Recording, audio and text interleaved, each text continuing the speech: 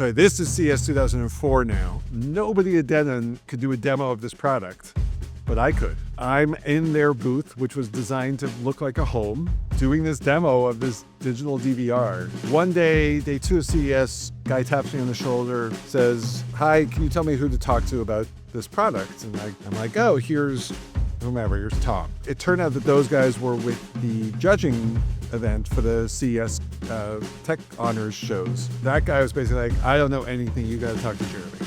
And so they come back to me, they're like, "What is this thing?" Explain it, and I do the whole thing. They're like, "This is really cool stuff, we'll be back." They come back a few hours later and they put down the thing that says nominated best in show. And the guy pulls me aside, he's like, "Listen, no one else in this company knows what they're doing, so it's gonna be you, okay?" I'm like, "Okay." Along with Denon's PR person, who's also like, "Yeah, do whatever they want." They're like, "We need to do a full demo tomorrow morning, 10 a.m., no one else in the room." I'm like, "Okay, sure." Not thinking anything of it. Next day, do a whole demo. Like, great, thanks, ask a lot of questions, off they go. A few hours later, so mid-afternoon, someone comes by, finalist. Someone comes over, "Can you be at this place at 4 p.m. today?" "Sure, what is it?" "Judging." "Okay," we go. There's this little pavilion set up, and there's some folks, and there's a stage and cameras and such. And so we win best home media device at the Consumer Electronics Show up against literally Sony or whoever of the world. That has to change the trajectory of the company, right? We're not done, my friend. It starts with just taking that leap. Man, you have to work hard. You have to be incredibly smart. Choose something that even if it fails, you are going to be proud of it. Doesn't matter how badly you got beaten in battle. Be kind, be kind, be kind. Become a better person, a better leader, the better business. Go with your gut. I'm Samuel Donner, and this is Finding Founders. To start, can you state your full name and 3 or 4 sentences about who you are and what you do? My full name is Jeremy Toeman. I'm the founder and CEO of Augie, and Augie is here to empower anyone to be their own video editor. Awesome. And you have been in tech for a while. I mean, you started coding when you were a kid, getting your hands on some of the first Apple computers, and also have been involved in companies the biggest time to be involved in tech companies, like during the dot-com boom. And so I kind of rode that bubble into some other successes to build the Slingbox, which was one of the biggest things that you made during the early to late thousands. And now hopping on another, I feel a tech wave with AI. So really excited to jump into all of that. But I want to go back to the beginning to getting into tech when you were a kid. What was your first encounter with a computer? Ooh, that's, first of all, I'm going to age myself obviously quite a bit, but my first time was 3rd grade in elementary school. I was a real math nerd. I loved math. And this is now, I think we're at 1980 or 81. So just to give context for everybody, if you're not looking, I'm old. But they basically, I remember this distinctly. I'm in grade school, and they took the 3 kids that we were the top performers in math, and we're basically "These are computers. You're going to get to try using these. Have fun." And there was one guy in the school who knew anything about computers, and it was as much us all teaching each other with anything we could find out there. I think it is very difficult to describe today what early personal computing was like. I mean, it would probably be if you've ever seen Castaway and watching Tom Hanks try to make life work. We were doing that with computers, in obviously a lower stakes kind of way. But I quickly found myself enchanted with this idea of programming. Back at the time, the first language that we were using was BASIC. This was, again, 80s tech. And the ability that you write print hello and do this and go to that. And then you push a button and things happen. And you're like, I'm making this thing happen that I can then go off and experience. And obviously that's programming. It's quite a big world these days. Yeah, But what were some of the first things that you did and first things that you made? And can you describe what these computers even looked like and what it meant to program them? Because I imagine sure. it looked completely different than it does today. Yeah, I'm probably going to suggest you're going to have to Google some of this, but basically my first two computers that I used for programming were an Apple II Plus followed by a Commodore 64. They both supported BASIC, which was one of the earlier sort of there's a term for it that I'm going to forget, where it's the programming language it uses words. It's not just like weird symbols Hmm. and stuff. It's things that use a human literal maybe. Anyhow, uh and the first game I programmed uh well, the very first game I programmed was like, if you've ever played Asteroids, where there's like the things flying across the screen, you got to turn your little robot and shoot them. My first game was that, but there was only one asteroid and it was a square, and you could pretty much always hit it. So that was the first thing I learned to do. The most sophisticated thing I did as a kid is I built a text adventure game. These were really big in the 1980s, if you've heard of Zork or games like that. And I built one, and I remember I was nearing the end of the work, and I'm not joking to you here, the tape drive, because it used a cassette tape drive that I stored my game on, the tape unspooled. And all of a sudden, I don't know if it was weeks or months of work were just gone. No backup, nothing. Literally threw the tape out the window. And apparently took a little restraint to not throw the computer with it. So I'm it sure was that's like so much work going into something that is so fragile. But it seems like you had caught the bug through gaming. So how did you explore that bug a little bit more? Did you dive more into the gaming side after you cooled down from the loss of your gaming tape? I did actually. I was very lucky that my parents recognized my interest in the computers and that it was a good thing, wasn't wasn't satanic rituals or some weird thing. And so they sent me to an after school computer class where I learned more of the fundamentals of programming, and we actually built like games that you could do things with and other apps too, but it mostly was about sort of the underlying concept of programming, because it really is like learning a language in so many ways. And I carried that through high school and all the way to the point where I was going into college to study electrical and computer engineering. It took less than one semester of college level programming classes for me to say, I really do like this. I have a lot of passion for it, but I don't want this to be my actual job. Yeah. It's one thing to like learn programming through like the fun of doing a project that you're actually interested in, and another thing to delve into all the intricacies of what it looks like professionally. That's exactly right. And Yeah. that's exactly how I thought about it too. I was like, I don't think this is going to be as much fun, but Mm. I still have this huge passion for the technology. And so I ended up switching majors to get an econ and business double major instead of the computer and electrical engineering double major, and then immediately spent the next 2 years of my life programming. It was the earliest days of the consumer internet, and I was building websites for companies. How did you get your first job doing that? Because like I think, you've obviously built up a skill that is marketable, but you also have to figure out a way to market it, like this is something valuable, but how do you find your first customers for this budding website design business? Well, definitely I got my first step off the ground was a little gimme in that my cousin had started this web consultancy company and I was interning for him while I was in college. Mm. And he, as we would now say, pivoted into building a product company that ended up getting acquired.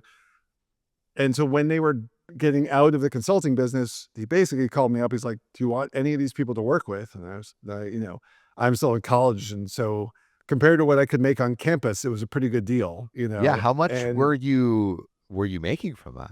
I made more when I was 21 and 22 than I did until my 30s. Wow. Wait, Yeah. so like how much was that? I was, I think one of those 2 years I eclipsed a couple $100,000, A and couple $100,000 yeah, in and I was college. living in Pittsburgh, Oh my Pennsylvania, God. with no real cost burden. And I came from, the single mother, all that kind of shtick. So I never really, it was more money than I could ever even think of what to That's do with. so much for like I remember, thinking like $100 in college was a Oh lot. my God. Like that's more than beer money. That's like house money. So I luckily was able to pay off all my student debt in my first 2 years after school. And Wow. I'm eternally thankful for some of the steps I had. Wait, really quick. I want to go back to the beginning of that because you had built up the skill. You had worked and interned at your cousin's place, and yes, totally like big step up with the give me of like, do you want to take all these clients? Like admitted, right? But delivering on all of those clients as a college student with, I'm sure, a bunch of other people and things pulling your attention is still a really hard thing to do. And so I'm curious how you actually went through the process of taking this opportunity that you got and actually applying yourself and being like like disciplined, setting up all the business structures you needed. I don't know if you got outside help at all for putting all these websites together. How do you actually go from being an intern to being a business owner in such a Wow. short time? And what's the infrastructure that you need to make that happen? That's a great question. No one's ever asked me that before. So let's see. It's from 96 to 98. So it's about 2 years. And the first thing is that internship, I wasn't being managed by my cousin. He had brought someone on to manage the team, this guy, Bob. And Bob was this kind of old school British dude. Like, do you ever see the movie Sexy Beast with, what's his name there? No, I'm but, gonna forget everything. describe it. This as super again. menacing bald dude Mm. is like, by the way, by the actor who played Gandhi, whose name I still is just sitting outside my head right Oh, now. I know who you're talking about, but yeah, That yeah. guy, Ben Kingsley. Yes. Ben Kingsley. And if you look at him, you'd be like, he played a chess coach in the movie. And all of a sudden he does this movie, Sexy Beast, and you think he's going to kill you. Yeah. This guy, Bob, it was not dangerous or violent, but he had an intensity to him. And I remember this, and I will pass this lesson to any younger person listening to this. It was a Thursday, and I was working on whatever, it doesn't even matter. It was due end of day Friday, and we're having a check-in pretty late in the day Thursday, like 3, 4 o'clock. He says, "How's it going, Jeremy?" And I said, "Well, I don't think I'm going to hit the milestone." He said, "Oh, I see." Remember, I'm 20 years old at the time. And again, like I'm already in college debt. Money is a lot to me. And he says, "Jerry, let me ask you, if I were to offer you $10,000 to get that shipped by end of day tomorrow, but like still good, like you can't cut corners, could you get it done?" And I sort of am like snickering. I'm like, $10,000? I'm like, "Yeah, I get it done." He's like, "Cool. So we know it can get done." And that was my lesson. And I will tell you, hearing those kind of words as a 20-year-old was very, very impactful, right? You could say that to someone now. I could say that to someone my age or anywhere in between. And I'd be like, "Yeah, no, that's a good story." But when you're actually have like an intense, accomplished person sitting at your side, like, "Well, what if I gave you 10 grand?" And you're like, you take it even remotely seriously. You realize like, the business world, it's not like college, right? It's not like I can say, "Oh, my computer's on the fritz. Can I get it to you by Monday?" Or what, dog ate my homework. It was that instant realization of when people say like the real world instead of being in college world or things like that. And for me, I'm sure everybody hits these moments differently, but for me, that was a moment to step up, and I did. That was if I want to be able to be, at an interesting table in life, this is, do more, do it better, get it done when you said it, get it done. All of those kind of core work-life lessons came at me inside of like 24 hours. Wow. And luckily, my experiences led me to take that challenge and run with it. I'm sure for other things, that same conversation a week later, who knows? Maybe I would have tucked my tail between my legs. You know what I mean? But instead, it pushed me to this mental space of, get it done and get it done well, because you can. So what were the mental habits and that you picked up post that to be able to achieve the kind of output you did in those 2 years? Because like in college, my habits were not as nearly as they are, as nearly as good as they are now. And it was something that I kind of had to develop over time. And did you have anything like that, or was it kind of like seat of the pants kind of work? A little of both, going to be honest. There wasn't, again, to give anyone listening or watching a picture, 1996, there's not a blog for me to read. There's not a Twitter thread. There's not a podcast to listen to get advice. I didn't know about venture capital fundraising as an institution, right? I didn't know about things that could be done. So at the time, for me, the learning lesson and kind of my mantra was basically like, to be honest, it's going to sound silly, but like, I love doing this. The work itself, I really enjoy. It pays unbelievably well. I'm young and can have a good time with things. I'm constantly learning new skills. Oh my God, I don't know what the world's about to have in store for us all, but sort of hey, Jeremy, try not to screw this one up. This seems like a pretty good, you jumped on the right train, stay on it kind of thing. And I think that really pushed a lot of me to kind of adult as a business person, right? I still did stupid 20-something stuff, but from the business side, it was almost like I had And I think Jeremy when you Toeman, the have business momentum too, it helps it helps a much. lot. Like, if you're, I think a lot of early businesses don't have any momentum. And so it makes it doubly hard to invest in something that may pay off in the future that you're not really getting any positive feedback from, but you're getting positive feedback instantly in the form of like loads of cash. You're like, oh, I better stay on this train. But you eventually didn't. Like, you eventually like pivoted away from web design, at least partly, when you founded your first company, Palmtastic. Is that right? Yeah, Palmtastic was my first ever real startup. My co-founder was a guy named Adam Berg. He and I ended up working together on and off over, almost 20 years together. Lots of multiple startups, multiple other things. So why did you switch? If you were like making money hand over fist and just like absolutely crushing web design, why do anything else? Knowing that this is so profitable and there's a lot of room to grow, or was there? Well, I think there was a lot of room to grow. I think it was a poor decision, if I'm being pretty honest. I think in retrospect, when I look at decisions, I mean, don't get me wrong, I love the career I've had and where it's taken me. But if I look at certain moments, I could argue that one in two different ways. The first would be, Jeremy, you're 23 and making a lot of money and having a good time. Like, go just keep doing that. The reality in that is I was having a decreasingly good time with it, because the challenge of consulting is you always have to kind of keep feeding the beast, right? You have to find more customers. Eventually I hired people. By the time I was 2.5 years into it, I had a team of 11 people and I wasn't having any fun, and I was actually making less money already. And that was me learning a few things about scaling and consulting. So it was also, though, again, I'm 23, 24. That was my moment of, oh, actually, I want to build a product, not work with 20 different companies on their products. That was my first, that's sort of, to me, when I became a product guy, would be a part of how I think about it.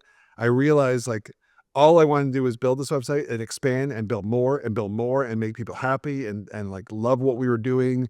And all I wanted to do was just kind of keep adding on to what we had already done. And that's the thing I've never looked back on. That has been a driving part of my persona ever since, was that build a thing, build it so people love love using it, hopefully make a little bit of money along the way, and then see where that can take you, right? So my parallels to Palmtastic, to Augie today, and everything I've done in between are very, very consistent. In a lot of ways, the consulting was almost it was, again, financially lucrative, spiritually not so. And I revisited consulting a few times in my career, and looking back on it, the way I sort of realized what it was for me was it was like taking a paid vacation in a way. Well, not a vacation, because that's a different story, but like almost going on leave, where I'm like, okay, I'm not going to do this thing anymore. I still need to pay my bills, because unfortunately, 200 grand when you're 21 doesn't do much for you. If you're making that much money when you're 21, put some away, y'all. That's all I'm going to say. So when I think about it now, though, the same passion drives all of it, just now toward building products, goods, or services that people love to use. That's what I've realized, is that the obsession that came over that journey it wasn't about the thing I was building, it was the people I was building it for. Right. And it's like I something, because I've done a little bit of consulting as well, and like it feels like you're still working for someone, and like you're being a hired hand in the ship that they're commanding, and when you're actually doing your own and like creating your own product, you are at the helm of the ship, which is very rewarding, but also comes with its own sort of like leadership baggage, where the buck ends and begins with you. And it seemed like you wanted to take your life in a direction where that was more true of the work you were doing. So can you tell me where the idea of Palmtastic was like birthed from? Was it a conversation? Was it a problem that you had? Like, how did you come across this idea? So I was a very early adopter of the Palm. Originally, the Palm Pilot. Actually, originally the Pilot 1000, 5000, but that's for really old 3Com, US Robotics, HP kind of nerds. And I loved the product. I got it. I learned. Have you ever used one? Do you even know what the original Palm Pilot was? I don't mean that facetiously. Yes, I do. I do remember the original Palm Pilot, because my dad had brick. Oh wait, no, that was a BlackBerry. No, I don't remember. I remember BlackBerry. No, I have no recollection of the original Palm Pilot. I remember BlackBerry, and I think I often put those together. All right, so imagine I'm just going to hold up my phone here for a visual. I'll unclick my pen. So all the pens had a stylus, a little doohickey, so you could do stuff on your screen. It wasn't finger sensitive. They didn't have haptics, not haptic, but touch configuration. So you had to use a special pen. You also had to use a special language. So writing an A, actually remember, an A was, you'd write an A without the line in the middle. You would just do like an upward triangle. I learned, and it was called graffiti. I learned graffiti. I like the way my daughter can touch type on an iPhone today. I was just kind of thing. I liked them so much that I was using them so much. I mentioned this guy, Adam. I bought Adam one as well as a birthday present. I'm like, you've got to use this thing. It's going to change your life. And within 2 days, he's like, oh my God, this is the best thing ever. And then like the next week we were out maybe for lunch or whatever, and we started talking. We had been doing the web consulting work together.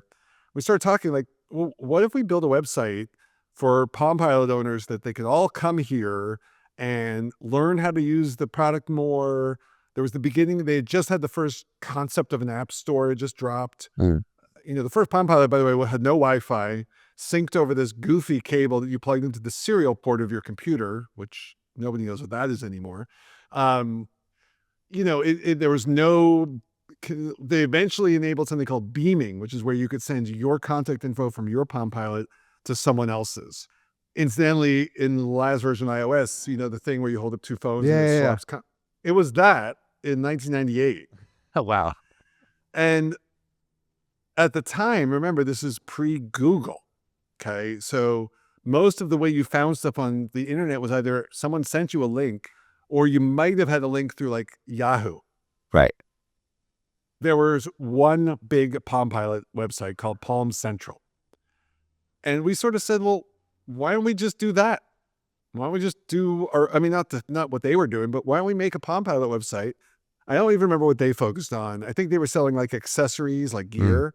We were decided like, okay, well, let's make this a hub of downloadable stuff, the App Store, basically. And we did, and we would do all sorts of crazy things. We would actually go, growth hacking. We would go find like what now would be a TripAdvisor guide to Austin.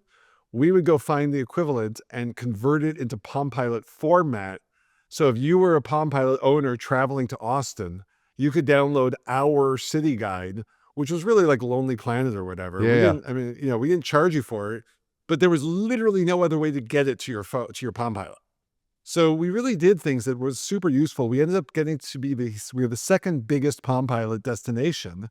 Wow. How many people were visiting it at that time? I don't remember.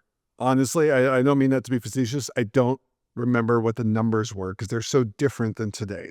But did it feel like, I guess, that's just a proxy for did it feel like you were making an impact on this community? Did you feel like you were doing something interesting? And did it feel like the thing that you left your consulting job for, were you getting that feeling of running the ship, and how was that? Oh, it was exhilarating. It was so much fun to have this product, right? I mean, it's a website, but it's a product. You can't hold it, but it was a thing you could point to, and it did a bunch of stuff. And ours did a bunch of stuff. And being able to, the rare time you meet someone at the time with a Palm Pilot, and you'd be like, oh, you go check out our site. And they would, and they'd email you later and be like, that was really great. Thank you. Yeah. And this is something you created that is giving people an experience of joy, even in a small way, but in a way that is impactful in a lot of different areas of life. So you have this website. It's growing. People are using it. It grows to the number 2 Palm Pilot website. And this is this is edging towards 99, where if you slap .com on anything, $1 million right there. At least that's sometimes how it seems. Well, I'm curious about 2 things. One, what was that edge of that bubble or I guess at the time, there was no concept of a bubble. It was just, it's going to go on forever, up and up and up. And then also, how did that coincide with a move to the Bay? Because you were originally in Pittsburgh. Yeah. So we moved to a few things here. Again, as I said before, there were no blogs, and I didn't know about venture capital. And in 1998, the number of people buying apps, content, and other things on palmtastic.com was pretty small. I think our best month was a few $100s. So that wouldn't afford, even in Pittsburgh, my bills nor Adam's bills. So we both actually intended to move to the Bay Area and use Palmtastic as a side project while we went to find things to pay us for work.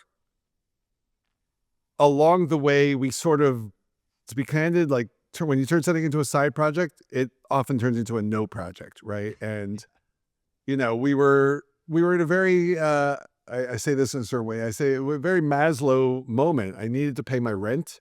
I needed to buy food. I didn't have any prior exits, and I didn't have any venture funding, and I wasn't making any money.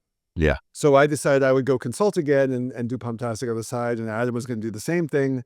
We moved out to the Bay Area, and then it was quickly as you were sort of hinting at, it was the beginning of the .com paradise, right? And our little idea, all of a sudden, we're next door to Webvan, who just raised $1 billion to build an online grocery store.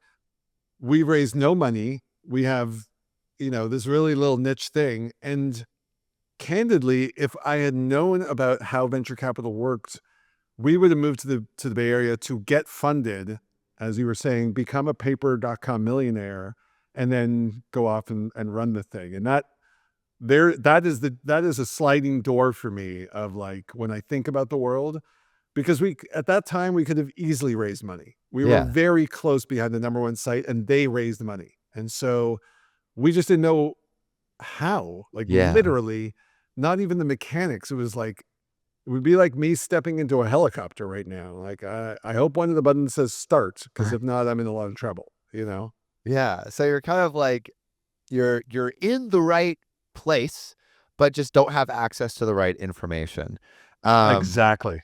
And you would transition to another company, which I feel like is the beginning of accessing that right information. But before we go there, I want to understand a little bit more about like the emotional landscape of like trading money for purpose. Because it seems like that's like the trade that you made, whereas like, okay, I'm giving up my like couple $100,000 consulting job to chase a more purposeful career move. And like in chasing that more purposeful career move, you've downgraded back to like ramen meals and scream and vibe, or at least that's what it sounds like. But I'm curious, like if there's any truth to that and what that felt like, and was there like what was the breaking point of like, okay, I need to like make something work again. I mean, this is a great topical area. I think, first of all, I've done it 3 different times in my career. Not deliberately. In fact, it would probably only be right now that I actually have the conscious realization that I've done it 3 times in my year. That was one of them. The second was when I left Sling Media, and even leaving Warner Media, was what I think I realized for myself is there is, I don't think this is a universal truth. I think it's for each individual truth. I learned for myself that the life spent building products that I love building, specifically to give other people joy one way or another, is the life I wanted to live. So I hadn't made that like, oh, I'm going to give up money to do. I actually just thought I was going to be able to make money doing the other thing. Yeah. So, again, 22, 23 and dumb, but I knew that there would be an impact. And when I did the next time I left something, I knew there'd be an impact. And again, and each time I will tell you, it's because it's not like, Jeremy's just flippantly going for the shinier object. It was that thing has a calling for me. I want to do that thing and see it happen. And what I would say, and this is the reason I want to bring up the other ones in this narrative, is I never truly made the trade-off in my own head of, I am saying goodbye to the safe, high income stream to go do this incredibly risky, possibly stupid thing to do that may pay out, it may never pay out, or anywhere in between. It wasn't really a choice. When we get to it, I'll tell you about a choice I had to make. That wasn't really a choice. That was, no, that's what I'm doing next. That's it. That's the decision. So I don't know if I'm fully answering your question, but yeah, no, what it yeah. sounds like is it wasn't fully a decision. It was just what made most sense next. It wasn't a sacrifice. It was you just following your interest, which I think is like the best way to move through one's career generally, because if you're following interest, I think usually all the other stuff follows. It's like when you start sacrificing interest and sacrificing like pure purpose, that you get into murky waters, and you might make money, but if you're making money from work and a lifestyle that you don't enjoy, it's going to be like a fairly miserable existence. And so the trade's not going to work. Yeah, that's a perfect statement. And by the way, each time I started consulting, because I did on 3 different occasions, I went into it excited to consult again. That's cool. Right. And so I've never gone into something not excited to do it. Right. And that's, you've always to your followed point, interest. That's exactly right. I think I talk to people sometimes that like they figure it all out when they're like 23. They're like, I'm going to spend 5 years doing this, and then I'm going to want to be a VP of the startup, and then I'm going to want to do this. And I always am impressed by that, because my mind just doesn't, I couldn't do that. I couldn't tell you today that even if you could tell me right now the day I could sell the company, or we IPO, or have to shut it down, whatever the thing is, obviously we don't want that one. I can't tell you what the next day after looks like right now, in any of the scenarios. Yeah. Which I think is part of what makes a dynamic career so fun. I hope But so. going back to Palmtastic, so you don't have the information to really fundraise. Retrospectively, like probably could have happened, but at that time didn't have the information. But you're in the Bay, and you're in the late 90s or like 1999. You're at the press of like I feel like you're at the peak of all things like tech.com related. How do you transition to Mediabolics? So this is probably very correlated to not being able to fundraise or not knowing to fundraise would probably be the better phrasing of that, in that I needed to figure something out next. That same cousin that I had worked with in college, he had started another startup. It was sort of a digital research project. It was really interesting stuff. And when I moved to the Bay Area, he's like, well, we're hiring, so you can come work here for a bit until you figure out, are we the right fit? Are you the right fit, et cetera. And I went, and I did have the privilege of going to the National Librarians Convention, because it was a research thing. It was actually really fascinating, by the way. I don't remember enough of it because it was a long time ago. Yeah. So we had been spending, this is my cousin. We had hung out a lot, and he was in every way, especially at that age, like my mentor, and I looked up to him in so many ways. We had both also early adopted things like MP3 players. I still have it, the Rio PMP 100, all of first digital camera. I have a Kodak, half megapixel digital camera with a 4 megabyte compact flash card. I still have that too. And we both started spending more and more time on this. Does it really make sense that all of this cool digital media has hit our world, but we're only experiencing it on our laptops? Like, that seems kind of weird. Like, wouldn't it be more fun to get my MP3s on my stereo than like, we were all using Napster at the time, right? It was like everybody's getting MP3s, but the only way to listen to them is, at the time especially, crappy headphones on like a Toshiba Tecra laptop. And same thing with digital pictures. I was taking pictures. I was at a friend's wedding, and he's like, what's that? I'm like, it's a digital camera. You're going to see your picture right now. Took the picture, showed them the thing. Oh my God. And he had been talking about an idea. I had been talking about an idea. We had been drinking some tequila. And eventually we had this thought of, there should be this thing called the digital home. Devices should be connected to each other. If I have media on one device, I should be able to consume it on another device. And those devices should be more than just computers, but should include televisions, stereos, DVD players, etc. And that was the vision of Mediabolic. And so the first thing we started to do was build an actual hardware device. Wow. We raised money. Is that way harder than building software, or easier? Like that seems different from what you had done before. Oh, it's harder in a way where I would say they're almost unrelated things. So I think an analogy that I've used in the past that works for people is, let's say you're a phenomenal painter, right? And you have a real eye for color and texture and all that. And then someone shows up at your door one day, is like, you're artistic. Here's a big lump of clay. Go make something. Yeah. Right? Now, the truth is, you will probably do a better job with that clay than I might, because you're already artistic and I'm not. So there's a lot of truth to that. I think if you're a strong, I'm the product manager archetype. If you're a strong product person and you're great at shipping software, you'll probably do okay in hardware. You might flounder, but you might crush it, right? But without having the software background, you're definitely not going to get anywhere. So, I'm not going to say with infinitely more complex, but the amount of things you have to think about just skyrocket. Yeah. For example, how many lights should be on the front of the box? 4. Well, my CTO wanted 6. I wanted 2, and we settled on 3. Now, that, by the way, was a very logical, thoughtful process. So I make it sound like we're just sort of negotiated.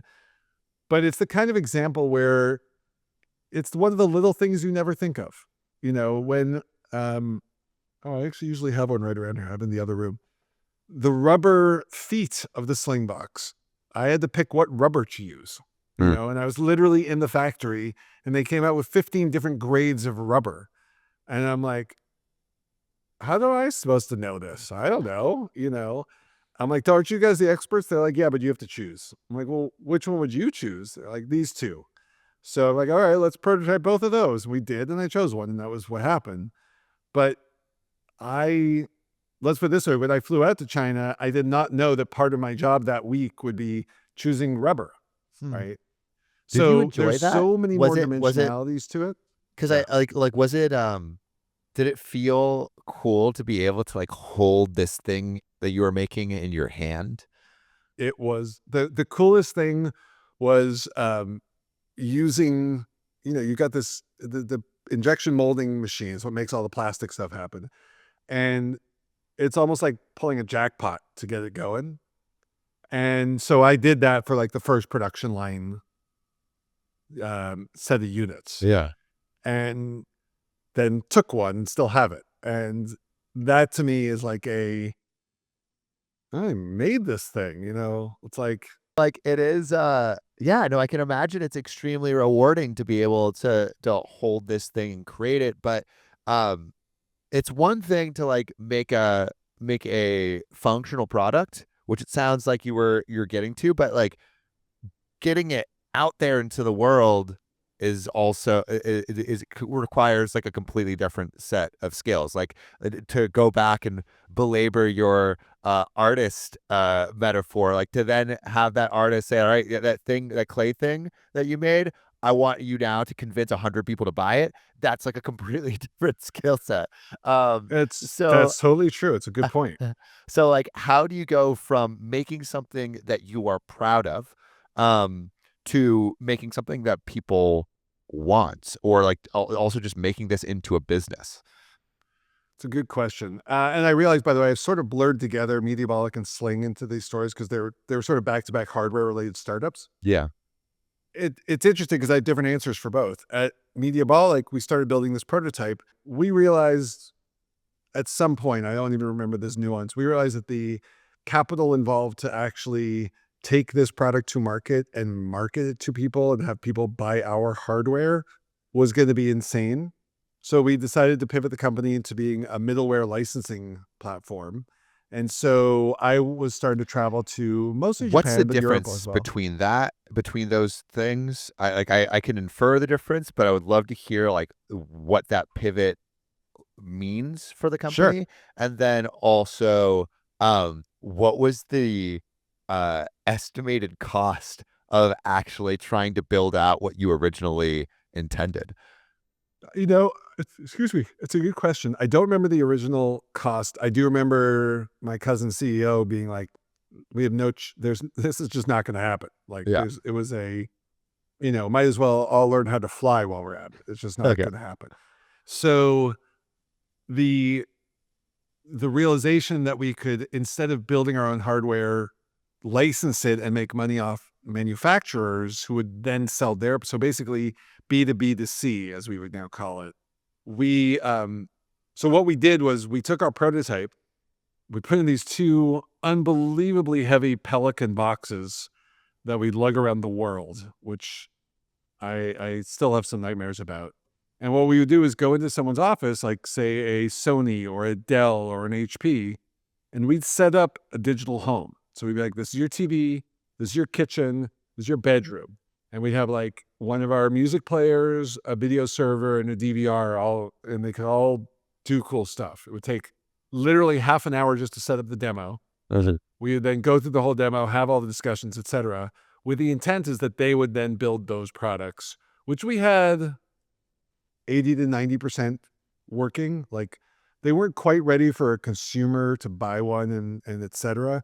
But we knew we had plenty of time because the moment someone says, yeah, we'd like to build that, we got months before the deal's done. We can go finish it all up. Yeah. So we would go, and so our first customer was Pioneer Electronics, who today is mostly known for car stereo, but at the time, they actually had the best plasma displays on the market back when that was a thing. Lots and lots of AV gear, pretty high-end stuff. And so we built with them a whole home, what we called the digital media library. It was the client and the server. The server had a hard drive, the client didn't. You put one in one room, one in the other, and you could watch all your stuff or listen to it anywhere in the house. Despite Pioneer having a huge CES, that's a Consumer Electronics Show presence, I became the demo guy for this thing. So you asked before, I wasn't just given the lump of clay and then made the sculpture and then sold the sculpture. I then went on the roadshow with the sculpture, convincing other people that they'd want to buy the sculpture. In doing so, met the then not yet ready to found Sling Media founders who saw us doing this demo, and that is directly how I ended up at that company. But I do dog and pony of this thing at CES for 4 straight days, morning, noon, and night, like 8 hours a day, every day. And then to sort of fill out the rest of the story, the product never ships. For whatever reason, I don't even remember at the time, Pioneer ends up not shipping it. I think it was just too expensive at the time. It was really like a lot of technology. So you spent all this time promoting this thing and trying to sell it and doing all of like the R&D and the manufacturing and like fine tuning all of the details, and they're like, nah. A lot more nuance, but that's basically it. We did in that same time frame though. We shipped our first product with HP, and that got to market. You can look up the HP digital media receiver. We shipped one with Netgear. We had a few other things going on.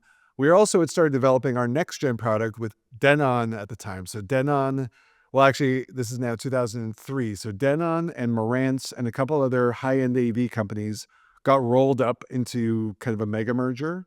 And they wanted to become a very technology first kind of AV company.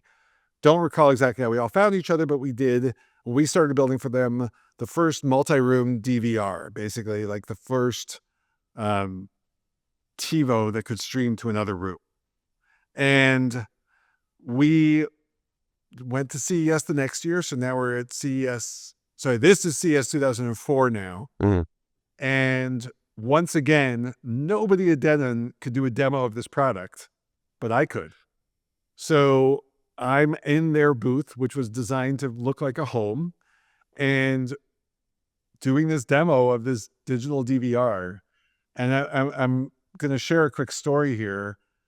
One day, day 2 of CES, guy taps me on the shoulder, was wearing a badge thing, says, "Hi, can you tell me who to talk to about this product?" And I grabbed, it was me doing demos and then business guys coming over, right? I'm like, "Oh, here's whomever, here's Tom." And it turned out that those guys were with the judging event for the CES Tech Honors shows. And that guy was basically like, "I don't know anything. You got to talk to Jeremy." And so they come back to me. They're like, "What is this thing?" Explain it. And I do the whole thing. They're like, "This is really cool stuff. We'll be back." They come back a few hours later and they put down the thing that says nominated best in show. And the guy pulls me aside. He's like, "Listen, no one else in this company knows what they're doing. So it's going to be you. Okay." I'm like, "Okay." Along with Denon's PR person, who's also like, "Yeah, do whatever they want." They're like, "We need to do a full demo tomorrow morning, 10 a.m. No one else in the room." I'm like, "Okay, sure." Not thinking anything of it. Next day, do a whole demo. Like, "Great, thanks." Ask a lot of questions. Off they go. A few hours later, because remember, CES only 4 days. Is already now day 3. Mm-hmm. A few hours later, so mid-afternoon, someone comes by, finalist.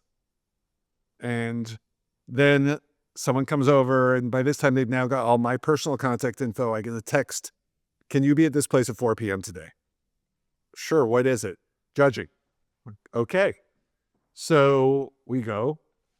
There's this little pavilion set up, and there's some folks, and there's a stage and cameras and such. And so I was being pulled in. What I didn't know at the time was apparently there was a Best of CES awards show that they actually do, and they make a little pomp and circumstance out of it. And so it's me and the PR guy from Denon representing this whole thing. No one else knows what's going on. We're quickly realizing this is a big deal. We start texting all of our group, and people start showing up. And then we're a finalist in the best home media device category. And there's 2 other products, whatever they were. And sure enough, they get to the thing and they said, in 3rd place, one of the others, and 2nd place, that other thing, first place, Denon Whole Home DVR. Wow. So we win best home media device at the Consumer Electronics Show up against like literally like Sony or whoever of the world. That has to change the trajectory of the company, right? We're not done, my friend. I get a tap on the shoulder right after I walk off stage. Stick around. I'm like, okay. And then they're at the end and they're like, okay. And now we're going to do the best overall awards. There are 3 finalists. And sure enough, back on stage I go. And I'm like, are you guys kidding me? I practically think I'm being punked here, you know? Yeah. And we won. And Wow. so we won the overall best in CES in 2004 for the Denon Whole Home DVR system. So And that must come with its host of publicity and interest. Like, what does that do for the company? 6 months later, Denon shut down any product that wasn't in full HD. What does that mean? So there was a time before modern television where everything was not in high definition. And that time was right around the mid-2000s. We had been building the product. You couldn't record in high def at the time. You didn't have, nothing was doing it. The hardware wouldn't support it. Right. For a 'Cause home you're device. trying to transport all this data, all of the different devices in the home. Like, that is hard to do with higher data media. Literally impossible. Literally impossible. And so the product got so now I will say I had left the company somewhere in the next 6 months, but basically about 6 months after that day, every product Denon had that was being built that was not high def was canceled, and we were one of them. Wow. So now the So craziest part of all this, Yeah. What? after a random person found me on the internet a few years ago, I have the actual device in my possession. No way. Somebody got it out of a warehouse. I don't know what happened, but they found me and said, I think this is yours. And I covered the cost of shipping, and I now have it in my garage. It does not do anything. But it's cool to have one of your babies with you, even though Absolutely. even though it Absolutely. died. So even though you won Best in Show at CES, somehow that still means you could have a dead product because, powers that be it doesn't fit their strategy. But luckily, it seems like that success allowed you to do a lateral move to Sling Media. How did you get that job? So the brothers Krikorian, so Jason and Blake Krikorian were the founders of Sling. When I was showing the Pioneer unit in 2003 CES, they had been doing some consulting work. They also had spent their whole careers in the industry and saw the product and came over to talk because they were actually scouting technology for another consumer electronics company at the time. And the three of us just sort of, I don't know what they'd say now, bromance, whatever. We just all really got along well. So Blake, which is the older of the two brothers, he had been at a company in the 90s called General Magic, which has a massive reputation behind it of just unbelievable brilliance. And Blake was also a product guy. And so he was basically looking for someone who could build his product because it was really his vision. And Jason, running most aspects of the business. And so when they saw the work I had done and we all sort of hit it off well, let's fast forward to March of 2004. So before Denon's killed the product, but I'm still at Mediabolic.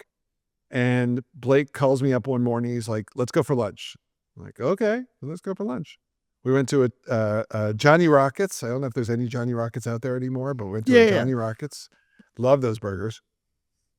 And Blake, again, 2004, pulls out his Microsoft HTC Pocket PC computer, which doesn't even have 3G internet at the time. I don't know if we tethered or how he got online. And he's like, let me show you something. Okay. And all of a sudden there's a soap opera. It's the mid 2000s. It's like noon. It's a soap opera, General Hospital. I don't know what it was. I'm like, what's this? He's like, this is my home TV. I'm like, what do you mean? He's like, this is what's happening on my home TV right now. Here, I'm going to change the channel. And, doot, doot, doot. And changes the channel. And I'm like, how are you doing that? He's like, this is what we're building. I want you to come build this. and Wow. figure out what it is. And I was basically, practically in on the spot. Although I will say that my favorite little story of that is that same night I was hanging out with my buddy Ron, and Ron says, "So what's this startup all about?" I'm like, "You can watch TV over the internet." He's like, "Are you still thinking about it? Just go do that." And that was sort of that. Well, so it seems like you're on the ground floor of like something that would be huge, or at least you thought would be huge. How did your experience with Mediabolics, like, I guess, fit into what you would be doing at Sling? Because it does seem that there is like a decent amount of crossover, at least from like a bird's eye perspective from over where I'm standing. Yeah. No, you're dead on right. The crossover was super helpful. It gave me enough context for the challenges that hardware brings to be able to take them on. It's that it gave me just sort of like a setting, right? Like almost like a preview in a way, where started to understand, like, if your hardware device, so pick a product, right? Let's just think for anyone today, like a TV, like let's say you have a smart TV, right? Well, there's software on that smart TV. And we know right now that when you buy a new smart TV and take it home, the very first thing it does after it gets online is it updates itself, because whatever software was shipped on it was already out of date compared to the current version. Well, that was true 20 years ago as well, even if software came on literal CD-ROMs or we're just past the floppy disk era, right? So we knew that the software we were going to ship would have had months of continued development time before any consumer ever got it, right? Because at the time, you aren't downloading apps from the internet yet. You could, but when you bought a hardware device, it came with a CD. So thankfully, I came to the table, and I think this is part of, look, Blake and I obviously hit it off very, very well, but I think part of what made that all work is I knew enough like that to empower a software mind to work in a hardware landscape, right? I knew the notion that things came before other things in a very literal manner, right? You have to make certain decisions. We're talking about, I mentioned before you, the lights. Well, how many lights are going to be on the device is a decision you have to make before you finish building the hardware. And once you finish building that hardware, you can't then decide, it'd be really cool, one more light. Right? That's not on the tables. You can't decide, like, any feature I build in an app and a website, I can decide I wanted to do other things. I can fully pivot. I could change the UX. I can't add a light to the Slingbox once it's in your home. And so that forced our thinking, especially because we were doing something you had never done before, right? Like, we're taking for granted that we are here recording this video over the internet in our various places of living or work or wherever we happen to be. And it's in high def and it's perfect and it's unbelievable, right? And we see one little glitch now. We're like, the video quality, right? Well, back then it was all terrible, right? Yeah.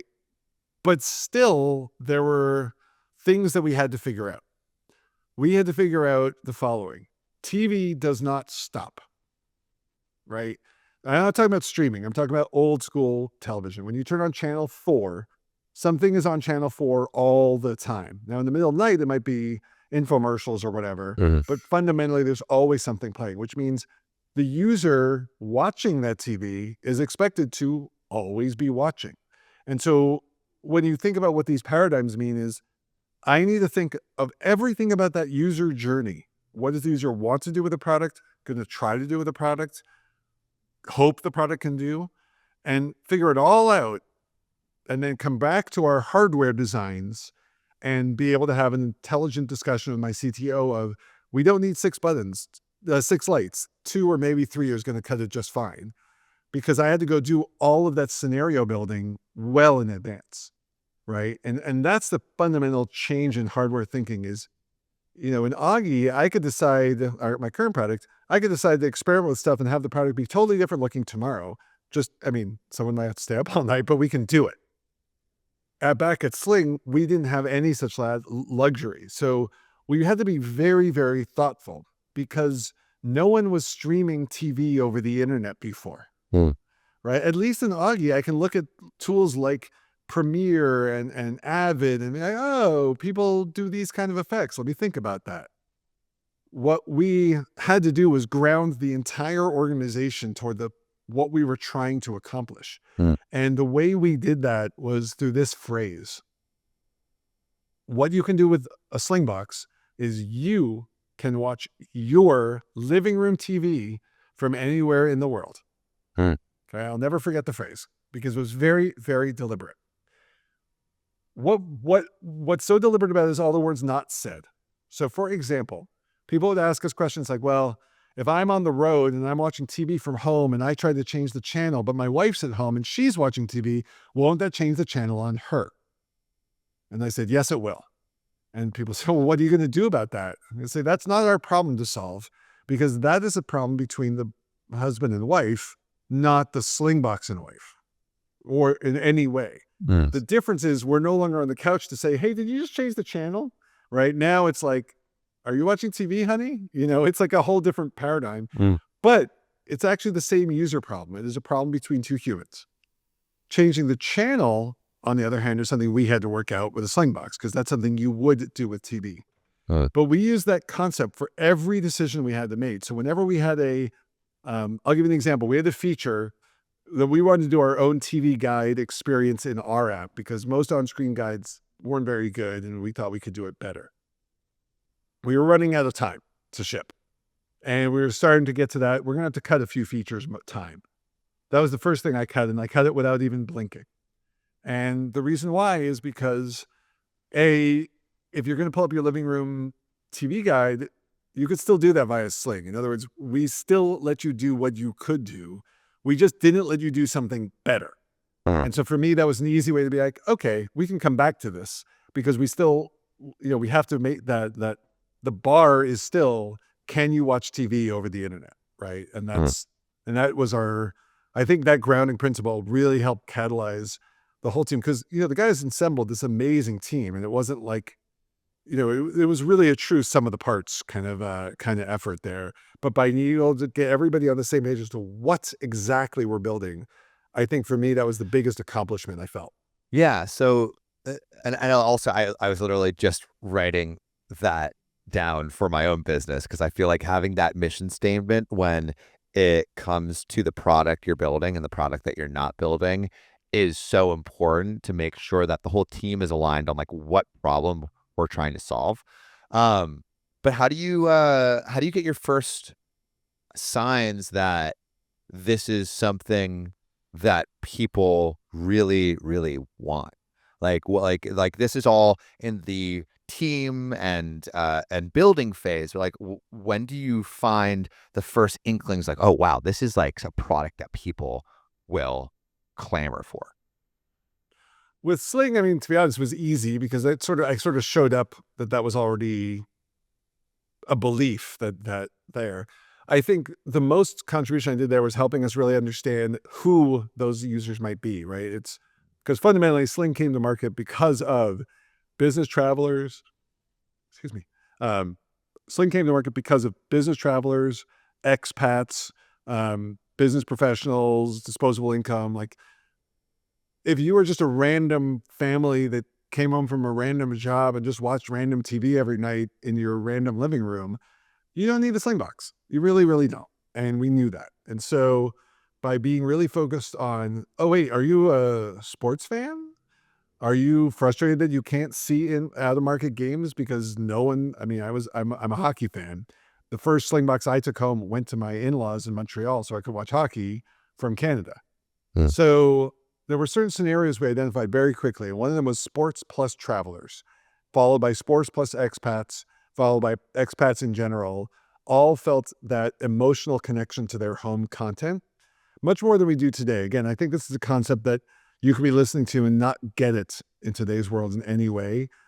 Like I think at my age, and even for most millennials, but probably not much beyond that, we grew up knowing some channel numbers. Like I watched NBC Channel 5, right? Not I didn't just watch NBC Thursdays. I watched Channel 5, And so I think for Sling, that kind of what we call, I guess, product market fit, but that love for that thing was very apparent and very ready and very straightforward.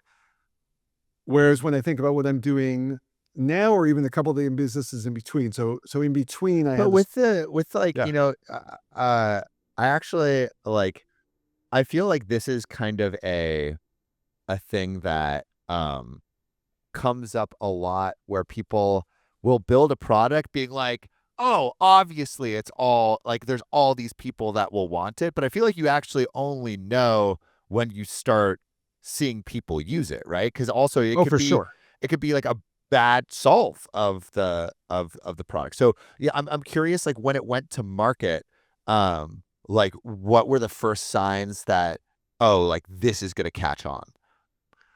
The first sign actually was before we launched. Actually, there was an event called Retail Vision. I don't know if they still do them, but it's a small conference. I think there were maybe 30, 40 companies. Don't quote me on that. And it was all the big box retailers. So again, 2004. That's the Good Guys, Best Buy, CompUSA, Circuit City, Amazon, Walmart, and then those companies internationally, right? Boots out of the UK. I mean, there's so many of these Fnac in France. And so every year, I think it was twice a year, reps from the retailers would get together and there'd be booths, like a mini conference. And we had the Slingbox at one of these the year before we came to market. We had a prototype. We were doing the dog and pony. And watching retailers go gaga for a product is interesting because to them, it's all dollar signs. And I don't mean that in a rude way, but that's their job. Their job is to find products to sell to consumers. And those are people who know their job well. They know what they can sell. And so when we showed up with this thing, and they would ask questions like, so could I watch sports from another city on this? Like, like, could I watch my hometown news? It was what we can sell the bejesus out of this thing. It was very, like, we actually won the Best of Retail Vision Award the year before we came out, secured pre-orders, etc. So, it's, again, this is very different than today where you might Kickstarter such a thing. We had already validated product demand from those who'd be selling it. And technically speaking, we had already sold tens of thousands of units before anyone got one. Right, So, because you're selling to the retailers. It's not like, it's bit like kind of business to business. It's not straight to the consumer. Exactly. So Wow. that said, we ended up doing a pretty hypey PR program to get the word out. I did a tremendous amount of grassrootsy stuff personally. So same guy who sculpted the clay I was now going to, like, this is again 05, 06 now, the beginning of blogging, the beginning of social media, the beginning of influencers and buzzwords and stuff like that. And so I would get to know, like, I personally met the founders of Engadget and Gizmodo and TechCrunch and every tech blog that showed up. Wow. And we were giving them free Slingbox. I'm like, I want you to use this and try it. And what do you think of it? And et cetera. And so when it came time for reviews, they already knew the product really well. They wrote really strong reviews. And I'll carry this anecdote all the way to another personal story. So it's about a week or so after the Slingbox is now shipping commercially. The retailers were already happy with us. So quickly how much people are buying stuff. I don't remember why, I was in Chicago for a conference. And I'm checking into my hotel, and there's a line to check into the hotel, one of those annoying hotel check-in lines. And it's one of those, like, I think it's like 11 at night, and I just want to get to my room, and they're clearly understaffed.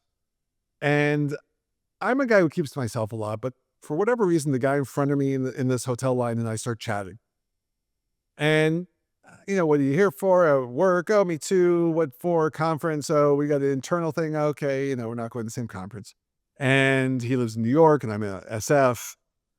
And, like, we're a couple of people from going in now. And I don't remember exactly the phrasing of how we got to this point, but he says, well, I'm just going to go up to my room and watch the Giants. Now, he meant the New York Giants, right? Or maybe it wasn't. It was a New York team, so don't quote me on that either. And I was like, oh, I didn't know they're playing tonight. He's like, well, I have this way of watching them.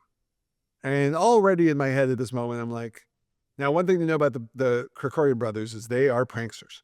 So I'm thinking to myself, okay, I'm being set up here. I'm like, okay, who sent you? And he's like, what do you mean? I'm like, Blake or Jason, are you a buddy with them? And they're just punking me while I'm here. He's like, I really don't know what you're talking about, dude. I'm like, you're going to go watch a Slingbox, right? And he looks at me like, what are you talking about? How did you even know that's what I was going to say? And I pull out my business card. I'm like, I made that product. And he's like, I swear to you, I bought one. No idea, blah, blah, blah, No blah. way. And I said, I was like, how did you even know about it? And he said, well, I've been following it from the first day it was announced on Engadget because I travel for business constantly and I've been dying to watch my sports teams. So it's one of my favorite weird serendipity moments of my career, of just this dude who was trying to show off to me about this thing that he knew of that was super, super cool. And I'm like, I felt like I was like the musician in the band someone's braising about. You know what I mean? It was like, yeah. that You had like the micro- celebrity moment. yeah, like, for a tech nerd, you don't get very much, you don't get a lot of cred out there. So it was pretty cool for me. But Wow. to your original question, it was the first time in my head, I was like, oh my gosh, this person has gone to a store and purchased this product that I've been sort of hacking together, which is, I mean, we had a huge team. It was a big deal. Mhm. But in my own little, my little brain, it was like this guy who I don't know randomly on his own found this thing that I made that is now giving him joy.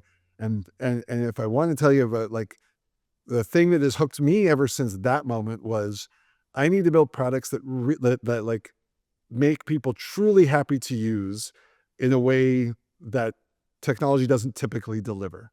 And that became I'm not going to say I've always hit it because I haven't, but it became like even more so than just build cool stuff. It became, I want that reaction. I want more of these. I want to show up somewhere and they're using a thing and I'm like, I made that thing. They're like, what? That's what I want. That's so rewarding. I mean, it's like, and I think it's also, you often, especially when doing like web design, or when doing like when you were doing Palmtastic, like, you're serving all these people, but rarely are you interacting with them directly. And like here is like the fruit of that labor, like a person that is bragging to someone in line about how amazing your product is. And like I can't imagine a more rewarding thing for like a maker of things. So how does Sling progress up until 2007? If you could walk me through like all the way up to eventually acquisition and how that changed things for your career. Sure. So actually my change happened at the beginning of 06. I was basically right after that second CES, I was given, the company was growing like any startup does, right? I was there, I was like, when I showed up, there were like 3 of us in a room, and then 5, and then 8, and then 11, and the team in India, and et cetera. And, the thing about startups and everybody listening, startups, you can be a generalist for a long time and get a lot of good things done. And to the point we've been making this joke about me and the clay, but like, I can take that clay pretty far. There's certain things I could never do with it. And I'm very straight up. I could never, whatever. I mean, I don't need to do the self-deprecating thing. I don't, I know what I'm good with clay, and I know what I'm not. You know? And it's an interesting thing where the company starts growing, and then I sat down with the CEO of Blake, and he's like, "All right, buddy, you do all of these things here. Now you have to pick one of them."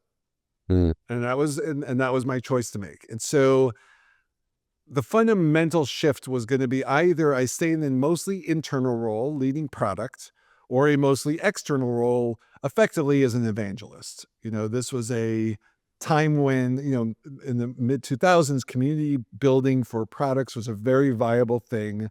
I had personally brought on another startup's platform to give us our own community. So there was slingcommunity.com. I hired someone to run it, and she was amazing.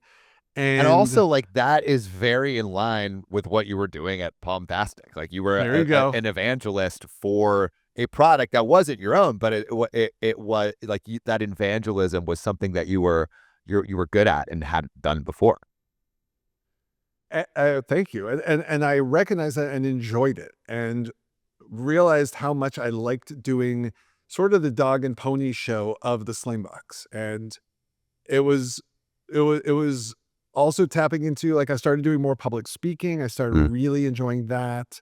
Appearing, I was on the Tony Danza show.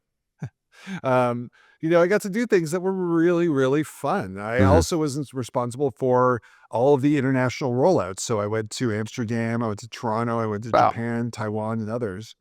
And so it was a heck of a ride. And I was very cognizant of that. I wanted something that let me take those skills and take them even further. And then by the end of 2006, that had sort of become a bit of a slog, to be honest. The travel was starting to get to me a bit. The parts that were fun were getting a little less fun, a little more rote, a little more mechanical. And I wasn't sure where I wanted to go. And so back to what I was hinting at a lot earlier in the cast, I decided I wanted to do something different. And I didn't really have a safety net. I didn't really have a place to land. I just sort of one day realized it wasn't the path I was still enchanted by, for lack of a better phrase. And so I left a few months before the acquisition and started consulting again.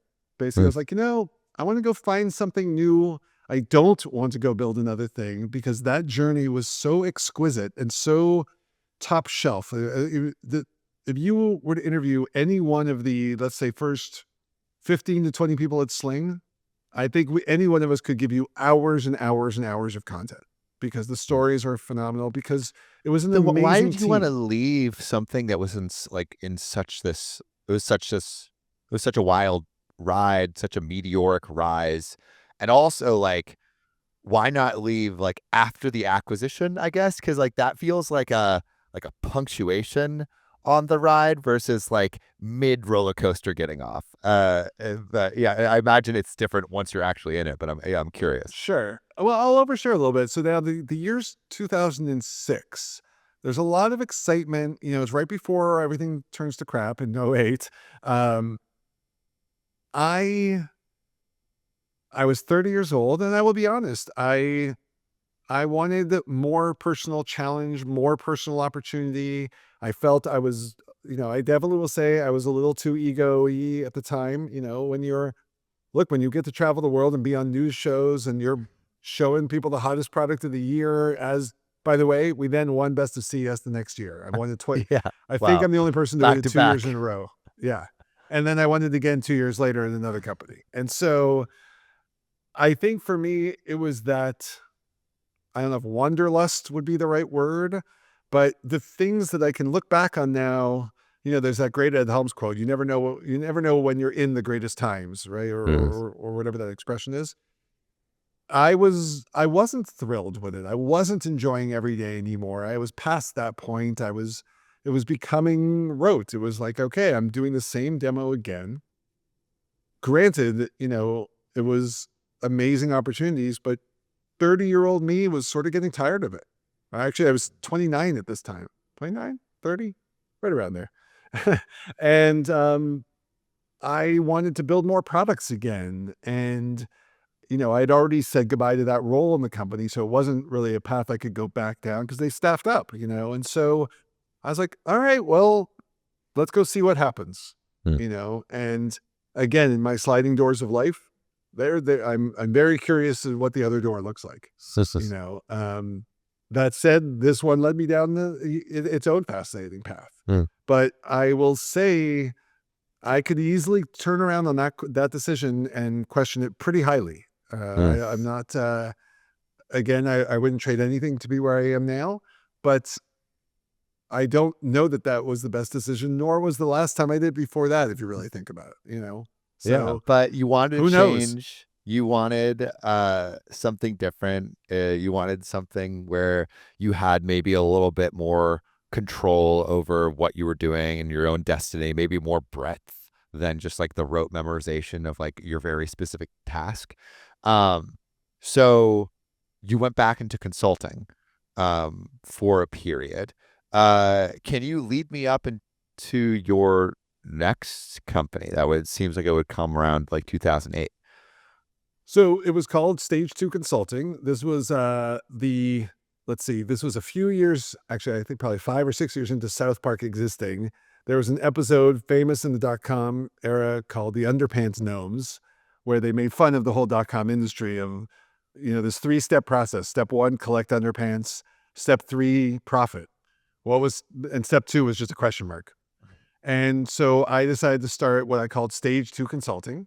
And stage 2 was, you have underpants, AKA an idea. Yeah. And what you want to do is step 3, profit, but you don't know how to go from underpants to profit.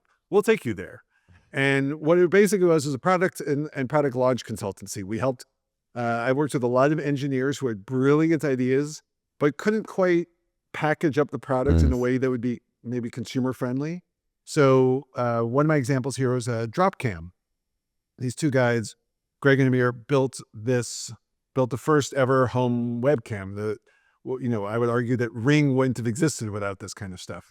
They got bought by Nest, by the way, so they became the Nest Cam. So that said, they started as a company Dropcam, and same thing, right? These guys effectively show up at my office with a camera and a terribly ugly web experience of like, look, real-time home security. I was like, that is awesome. How we, where's this going? And they basically were like, we know what you did at Sling. Please help us figure out how to make this the product. And again, by the way, these guys are brilliant engineers, right? Yeah. Their challenge was the user experience and what it would actually do for a person. And so I worked with them on twofold. One is, how do we take the raw tech and make it a very easy experience? And then 2 is, how do we tell the world and get this out? Because this was before webcams. I don't mean like laptop webcams. I mean like home security cams were even a thing. So in my consultancy, I got to spend 4 years doing stuff like that. I worked with Waze when they were 11 people. I worked with Sonos after their very first product launch, getting their second launch on board. I worked with Voodoo, the streaming service, helping launch. They also started as a hardware company, by the way. And a bunch of really, really cool startups. Some still exist. Some disappeared and no one ever heard of. I mean, those are companies that are worth like hundreds of millions, if not billions of dollars now. Some of them are definitely, I mean, Dropcam became part of Nest. They got bought. I don't know if the number was publicized, but it was a big number. Yeah. I think the rumors were out there asserting as a big number. Waze, $1 billion acquisition. Voodoo got bought by Walmart. I helped launch Clicker, which got bought by CBS Interactive for $100 million. I worked on all sorts of amazing. That's incredible. Very, very cool dabbling, which is, by the way, what got me right back out of consulting. It took me about 4 years. The last year of it, I launched 3 different startups at the same time. We had these like little micro sites. One was called Legacy Locker, your online will for your online identity. One was Culture Graph. It was a meme site in the early days. One was apprate.com, rating Facebook apps. Yeah. Back when Facebook apps were a thing. So I had already started having that spirit again of like, I'm going to build a thing. And then instead, I got invited to join another startup effectively as a co-founder. And I also imagine doing consulting gives you a lot of like possible doors that you could walk through, because Vigil, I know, was the one that you ended up going with, but I'm sure there was like a lot of hint, wink, wink, like, what do you want to kind of join our company if you were doing such a good job with developing all of these companies and helping them turn around into like very viable products. Of buyouts. I'm sorry. Yeah, sorry, I didn't mean to interrupt. There were a couple of buyouts that came up that I decided to turn down. Actually, it was. I wanted to keep building. I think definitely the clarity around, is the money going to be the thing that triggers me, or is the experience going to be the thing? And don't get me wrong, a little extra money along the way wouldn't be a bad thing, but that was definitely one of those.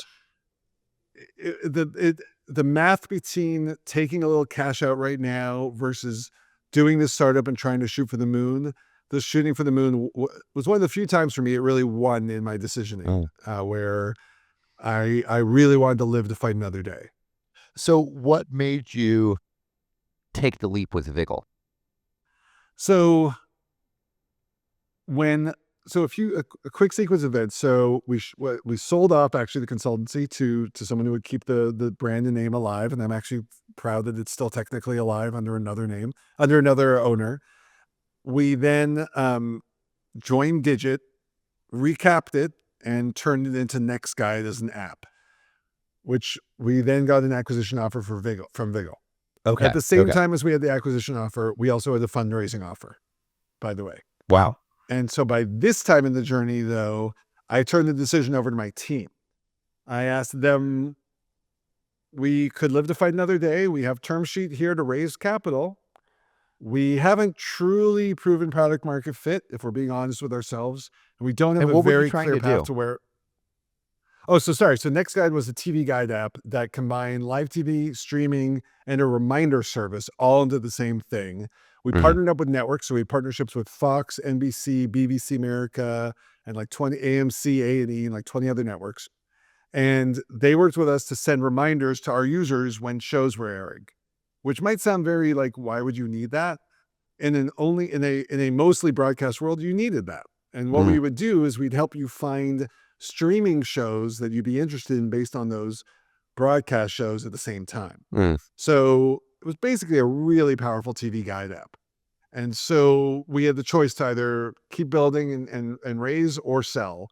And we chose to sell mainly because I wanted the whole team to have conviction about whatever would be coming next. And I think the biggest challenge we had was I couldn't look you in the eye and say, based on the data we have now, we have a huge guaranteed exit one day. And obviously nothing's guaranteed in life, but we didn't really even have the, like, if this works and this works and this works, we're gold. We were like one whole step before that still. Yeah. That makes And any you sense. you had a very good idea of what clarity looked like in your previous companies, and I have to imagine you were one of the most like senior guys in that room who had like a lot of experience. So you knew what it looked like to click, and it just wasn't there. Yeah, look, I was ready. I was fine with either path, to be very honest. Both paths worked for me. One was sort of a minor cash out, and the other was, live to see fight another day, which clearly in my nature. I think for the team, I was less convinced. Like, I would have gone with that for a couple of years, and if there had not been an exit, then I would have rolled off to do the next thing. I think for the team, I had two people in particular who had never had an exit, and so really wanted them under their belts, because it does change your next thing, right? Like the moment you sell a company, you can go raise another company, right? Raise funding for another company. So I think everybody was pretty neutral, to be honest, but with a couple of guys pushing for like, hey, let's cash out. Let's call this a win, and then we can go do something else in a couple of years. And that became the path we followed. So moving on from that, I kind of want to move through your next couple positions and lead up to some of the ideas that would lead to what you're doing currently with Augie. Okay. So if you could kind of tell me what you worked on in I guess in the realm of building up to video and AI. So like some of these experiences that you had that started to like make you think a little bit more about that world, and then the eventual tipping point of like, all right, I'm going to go full in and into Augie. Absolutely. I think for me, ever since starting Mediabolic, media had become a thing I wanted to be involved with. And it's funny because I was once interviewing like, well, don't you, you're working on TV. Do you ever want to work on something more meaningful? And I thought about that question a lot ever since. It's always been with me. And I said no, and I'll tell you why. I don't think I'd be a very good doctor. I don't really have a researcher's mind. Politics, whatever. But all those people out there who are doing super important jobs, and whether they are doctors and neurosurgeons or policemen or whatever, They are going to work their 8-hour days, whatever they do, and then they are going to need to relax and entertain themselves because we all need to recharge in life. So I started to realize I feel very strong in my talent and knowledge around the media space. I don't have to leave the space to help people. I just have to make all of the products I make the best they can be so that those people, when they're tired of a long day or a tough day or whatever, when they get home from whatever they're dealing with, they can turn on their digital device and have a satisfying streaming experience. I will be honest, that was a big, I wanted Sling to work so well that you could get off the plane, check into your hotel room, pull up your laptop, click 2 things and just watch TV. So I've thought about that through line. So after, even Next Guy, right? Next Guy helped you find a show to watch. And then I went over to CBS Interactive. And this was at the time when most publishers were starting their shifts toward video. And for me, it was just sort of a bigger telling of the story. I think I looked at CBS as an opportunity to advance my skills in a larger organization, right? They all, at a large company, you're managing people much more than you're leading people, right? And so, you're always leading, but fundamentally, there's a lot more management in place. So for me, when I went to CBS, it was an opportunity to grow video at a much bigger scale, right? CNET, which was the first property I was managing, was the largest technology publisher on the planet. And in fact, was still to the last day I left. Not one day did we slip. And there was an interesting responsibility that I had never had before, which is that I was always growing a thing from nothing, right? Growing an app from 0 users to 10,000 to 1 million. When you show up at CNET and you're told, by the way, if you do things that bring our traffic down, we will lose money. It's oh, I have to think slightly differently here. I have to think about how do we do A/B testing profitably? How do we do all of these sort of tricks of the trade? So I spent about 4 years there running the product org, blew out a bunch of KPIs. It's publicly held company, or I guess they're not. I don't know. I can't comment on numbers, but we did a great job really expanding the CNET platform while I was there. But for me, the biggest thing about that company was actually the people. That to me was my first chance really managing a team who could probably get just about any job they wanted. And it was some of the most proud moments I have is of really nurturing and growing that team. I'm still in touch with several of them. One of my employees, she's gone off and she went from sort of a project manager style role, and she's now a director of product at a publicly traded company. And it's way to go. I love those stories. So for me, I actually ended up spending about 4 or 5 years of my career shifting mindset from building great products to building great teams. And I took all of my personal satisfaction and pride out of that team itself and the work they did and the watching them be recognized by their peers and by other leaders in the organization. So for me, it was an interesting moment. I almost didn't care what we were building. I did, and we built some really cool stuff. We built a award-winning news app at the time when news apps were all shuttering. But I really took pride out of what could I do with these people? And that carried me through there for about 4 years till I ended up moving to New York. And all of a sudden I started remote managing people before it got all cool and trendy, So once I moved for New York, it became a little harder to keep that passion for what I was doing intact. But then I went through a couple of other things and then ended up at Warner Media, where the through line again became sort of transformative media experiences. At Warner is where I really got to start playing with tech. So if I think about startups was building cool things, and then CBS CNET was advancing large platforms and managing teams. At Warner, I was running an innovation and technology lab, and we were using DALL-E 1. So wow. Yeah. That's ground floor. Wow. So all of a sudden I start getting exposed to what you can do with AI and video. And this is before the current thing. So everybody who's listening and ChatGPT, no, I'm talking pre-COVID. It's 2019 and 2020. And we were building products that could transform video, could do scene and object recognition in video. We were building apps that would detect sequences in movies and auto do stuff with them. And early days of deep faking. We were building a lab where the vision was you could walk through the lab and deep fake yourself into a movie, like unbelievably cool tech. We had a Wow. volumetric capture studio, which basically picture a closet with all green screen and, no joke, an array of 18 cameras pointed at in every direction to literally record a 3D object as a video. Wow. Right? Like, and so people would walk in and we'd be like, okay, do like a little dance thing, like just, whatever. And then you could take the camera and watch what you look like from every angle. Wow. So I went from like having very purpose vision things to, hey, go play with technology and go figure out things we should be doing with it. Mhm. And so learned all sorts of stuff about, that's my first exposure to GANs. That was my first exposure to so much of this, what's now current tech. And clearly I've never lost my, I haven't lost that flavor for it. Yeah. So after getting exposed to all of that tech at the Innovation Center, when do you decide to leave and focus on your own AI project? So I decided to leave in 2021. I wasn't sure what I was going to do at the time. Which seems to be in classic Jeremy fashion. Every time you leave, you just know there's something else.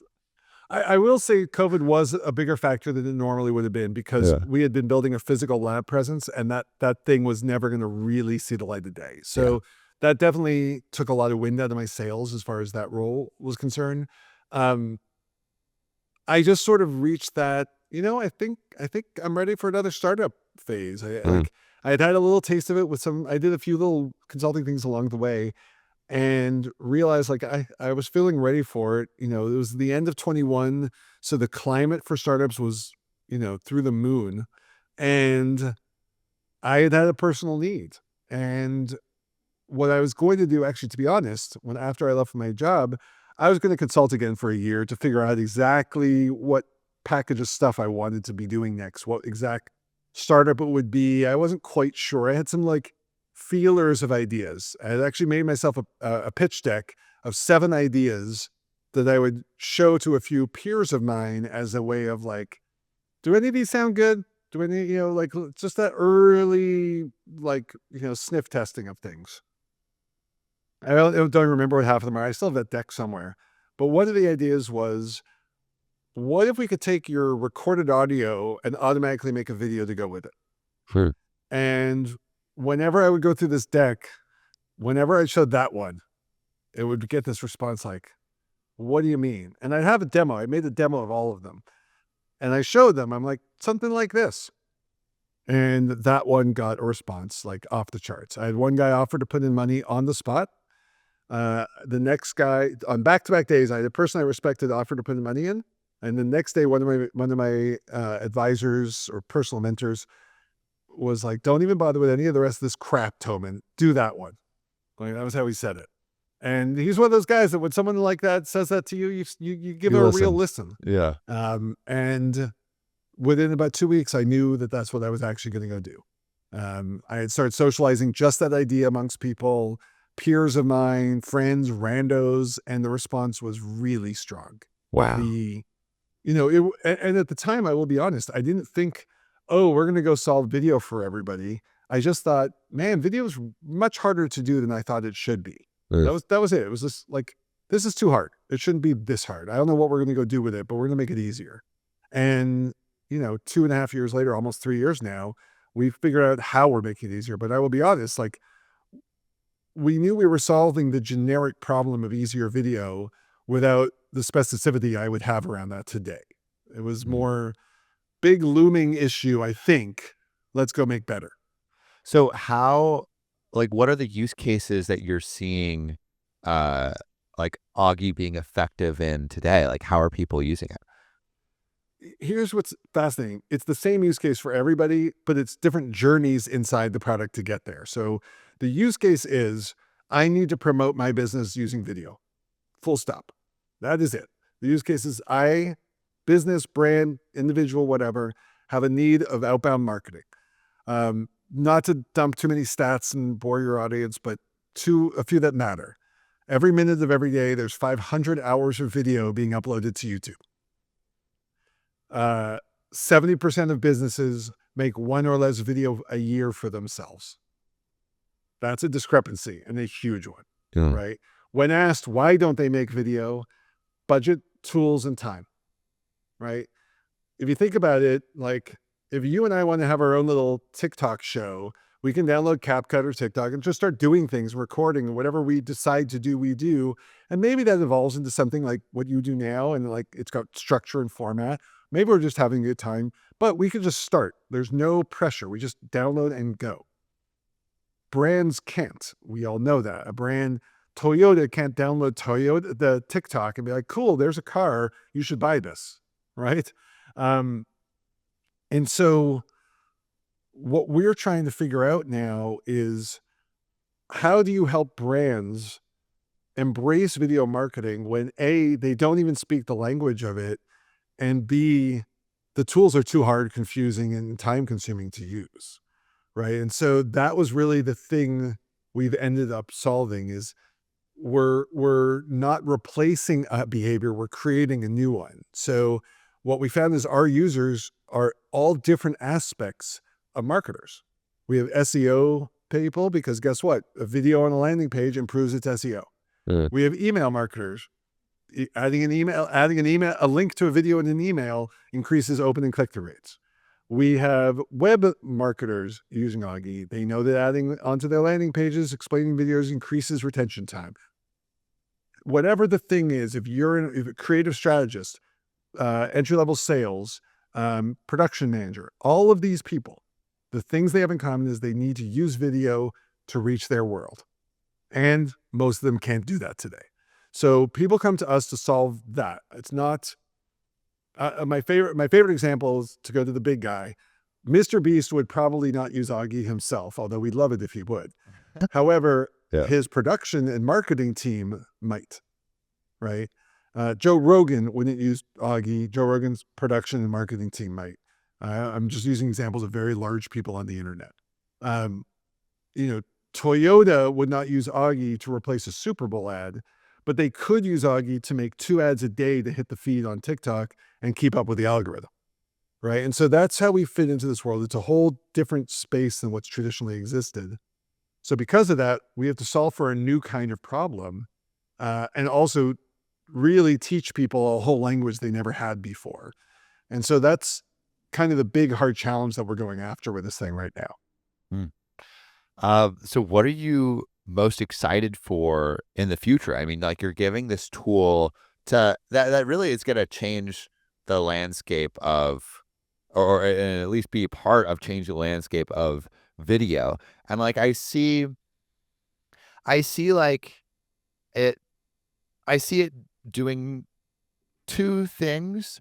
I see it in the short term, allowing people to create a lot of different video much more simply, which maybe leads to decreased quality in like with mass output, but then in long term allows creators to create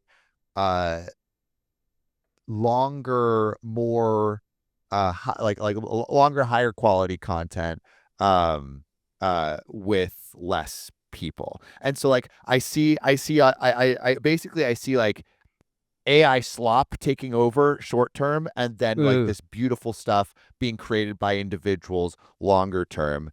But I'm curious to where you see these video products and like Augie specifically changing the landscape of people creating video online. Sure. First of all, you're absolutely right. Slop is coming. It has to, right? It's come to it's already come to AI music. It's already come to AI image generation. It's already come to news writing. So let's just all assume that for every vertical, Slop will come. Video games, podcasts, right? Because people are going to automate it all, and automated stuff is kind of mediocre.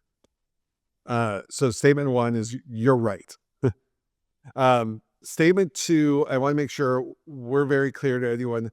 Augie is an AI-assisted video editor. So if I want you to picture anything in your head, picture a version of Adobe Premiere Pro or any other video editor that you could just pick up and start using very, very simply, 5-minute learning curve, okay? That's what we are. There's also this thing called generative video, which you might have heard of: Sora, Runway, Flicky, Pika, and several others. Generative video is like Midjourney. I want a Pegasus flying over the wings of those rings of Saturn, right? Make me that clip. The best way for everybody to think about these two different technologies is generative video is like everybody being their own Pixar. You now have CGI quality rendering at your disposal. That doesn't give you editing capabilities, right? If I gave you every clip necessary to put together a Toy Story, you still need to go find a tool to put them in. And if you have no idea, you're probably going to use iMovie or something. But fundamentally, the job of editing is still to be done. That's where we come in. And so when we think about how AI slop will come through Augie, the truth is what we're going to end up doing is empowering people who are editing those things together to do so more easily, not create the slop itself, for lack of a better phrase. I also am less concerned about that slop than most people are, not because, or at least in context to Augie, because I don't think we're ever going to be really all that good at doing those things, right? What we're really good at is making promotional content. So here's an example. You could use Augie to make a promotional video or 5 that go with every single episode you put out, right? Would that be considered slop? In some angles, absolutely. It's now just promotional content. But from another angle, you'll be able to reach potential podcast listeners who have never seen you before, have never seen me before, start listening to something. Maybe they like this very part, right? Oh, how meta. You make this moment an ad for this episode. Now I just want to do that. So from one angle, there's now this extra video on the internet that maybe did or didn't need to be. I would argue almost nobody will see that video who's not in market, right? If I'm watching a bunch of funny cat videos, I'm not always going to see, here's the Finding Founders interview of Jeremy Toeman. That's not going to fit in. If I'm watching a bunch of other videos of techie interviewers, maybe it would, right? And then seeing the preview is definitely not slop at this time. It's now value-added content. So I'm not going to reject the notion that slop is coming. Yeah, I guess think, also, and I think like, yeah, I think I agree with you. I guess it's just going to be, it's going to be more, I think maybe slop is coming, but longer term, it's just going to be the ability to create more with less people. Like individuals will be able to create, like it could be one guy with Augie being able to do the work of what today takes 10 people to do. I see those people. I could tell you, we have people, we can see the quantity of stuff they make and all that. Like we have people that I don't know if they're on Upwork or they're just micro agencies, but clearly making, and we interview them because we want to know what they're up to and like, can we help them and build them features they want? And sure enough, it's people who've created new service businesses. They're like, I'll make you 2 videos a day for your company to put on Instagram or LinkedIn or TikTok or whatever. That's for $100 a month or whatever. Like people can do things that were unheard of in the past that they're secretly doing in minutes, right? And so we actually have one large agency that spun up a whole new service layer based on top of Augie. Transparently, they even send the Augies to their clients. But the point is that they can now have a service tier at a price point they couldn't have offered before. Yeah. So they can work with smaller organizations. And this is part of the thing that, if you want to know what drives me on this is, we help, I actually, any business in my town, I live in a small town, I'll always be like, hey, let's make a video, I like that we can enable mid-sized businesses, mom and pop shops, et cetera, to participate in the same customer acquisition game that huge companies have overpowered, right? Like 49% of companies who use video say that it massively outpaces them against their competition, right? Massively is the key word in that, right? The rest are still pretty high. And so when I think that I could help the taqueria down the street be just as visible on TikTok as Chipotle is to my daughter, like that's a cool idea. Yeah. Right. Yeah, no, I feel like it's the democratization of, like, like creation of video, and it makes execution costs drive towards zero. So anyone with an idea can turn it into a reality. Um, so looking towards the future, um, and also looking at, like, everything that you've accomplished, everything that's led you up to where you are today, what would be like one piece of advice that you would give maybe a budding entrepreneur or someone just getting into the idea of starting a company? What advice would you give someone starting something today? I think there's so much Googleable advice, so I'm going to get more personal and nothing that's going to sound like, oh, you should make sure you cross this I before you dot this T or whatever. I think one thing I like to encourage people to do is to really recognize how far you can take something yourself. Right. Like, in the time you're listening to this, especially if it's an unedited full version, you could start a company. You could have had ChatGPT or one of these various website builders get you a landing page ready. You could throw $100 at some SEO ads, try it, and be off testing an idea. And by the way, shutter that idea down by tomorrow. Yeah. And the reason I'm using that example as opposed to the other is you don't have to throw all caution in the wind. You don't have to, like, I never had to quit my job to go do another thing. I'm just a person that just worked for me, and it's how my mind works. But if you even remotely think you want to do a thing, go do some of that thing. Pick one thing of that idea. I mean, so many people who are like, oh, I always wanted to do a startup, but I never really, take one step, okay? Do what I did. Make a PowerPoint presentation of your idea. Go Google best simple PowerPoint pitch deck template and use the first one you find and fill it out for an idea you have and show that to one other person. Like, take that one little step, because A, there's all this data on how one step leads to the next and etc. So psychologically, you're doing the right thing. But B, when you're actually for the first time talking to a person like, hey man, I want to make these things. You see this thing I'm holding? I really want to do these, and it's going to be like this, but better. And we're going to make all these people who do this job have a better job, and they're going to be really excited. Like, when you start getting to that point, keep playing, right? Like, keep going. And it's okay to get no's, and it's okay to take those no's and listen to them. But what I would encourage you more than anything else is to not do nothing. Don't do nothing.